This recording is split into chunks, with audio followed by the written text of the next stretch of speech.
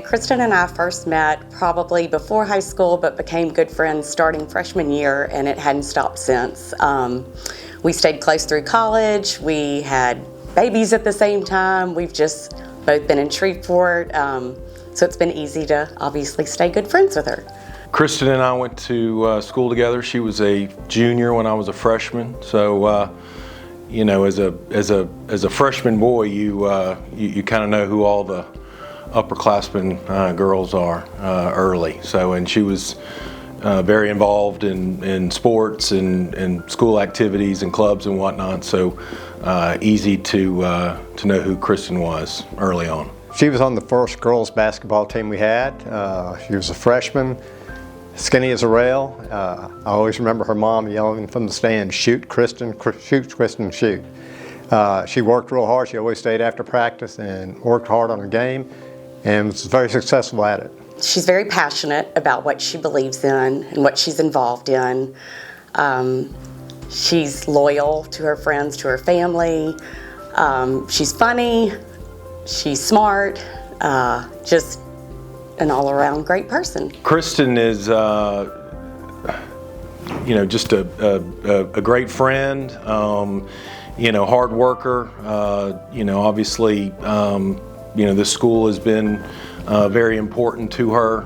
The things that she's done over the years in various leadership capacities and the alumni board and whatnot have always been impressive to me. She was very involved in high school in leadership roles, but that continued even in college and even in the professional world. Coming back to Loyola, being involved with the Alumni Association, she was the first female president of the alumni board. She's just been a true leader in every aspect of her life. I've known her over the years. She's always been very hardworking. I know as a lawyer she's done great jobs with the youth in the city. On the alumni board she's worked very hard. You really can't ask for a better person.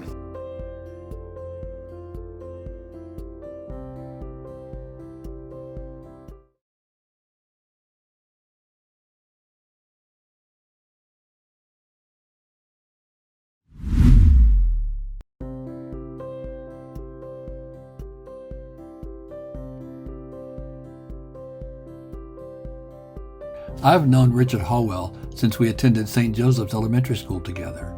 We also studied together at what was then Jesuit High School, and after that at LSU, so it's fair to say that I know him quite well.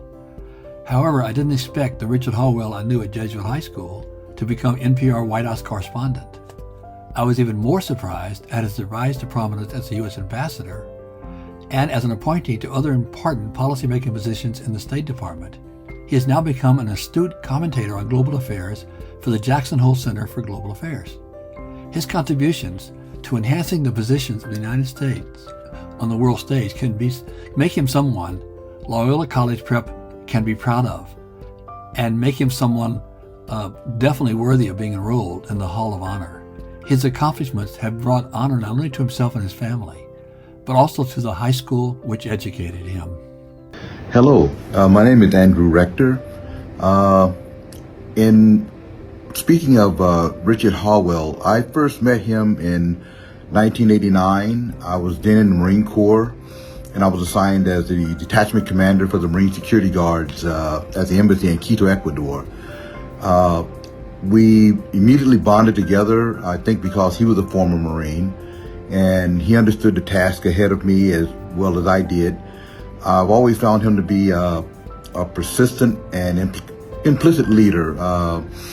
We never, anything that we had, disagreements that we had, we were able to talk them out.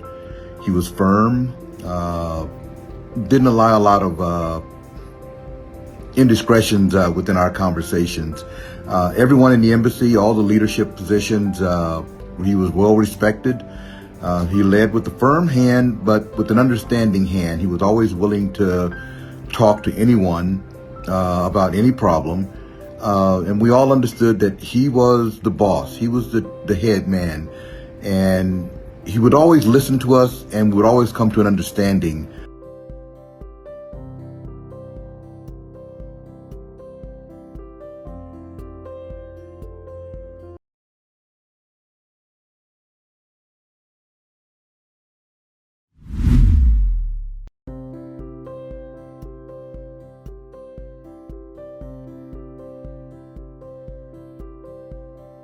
Sister Sharon and I met in 1976 at St. Vincent's. I had come from St. Joseph's, and she, I think, was at Christ the King, which was such a great thing about St. Vincent's, is that we were a melting pot of girls.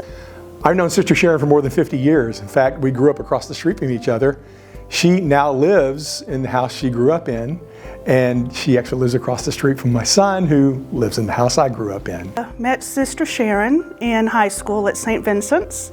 She was part of my class of 1980. Over the years, we've kept in touch through reunions. Because we both are daddy's girls, we had the bond of taking care of our father. She's absolutely hysterical.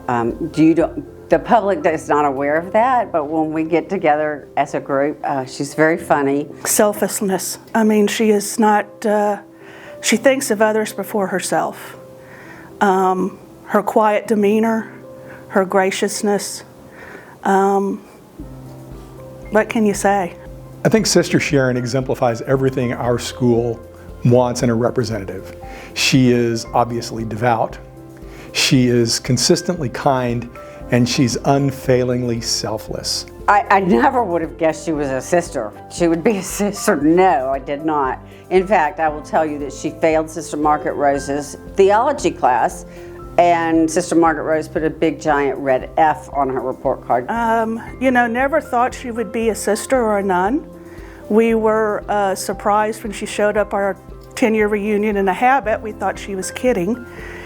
But it just seems that she has found peace within herself in serving others. She is the epitome of a comfort giver. Always there with a smile on her face, always there with a reassuring word, always there to encourage you. She's just so giving. I think she's got an adopted child. She's got a farm with that she raises rescue animals. I've known her in a lot of contexts. I've known her as a neighbor. I've known her as literally the girl down the street. I've known her as a schoolmate. I've known her as a competitor in 2 professional contexts.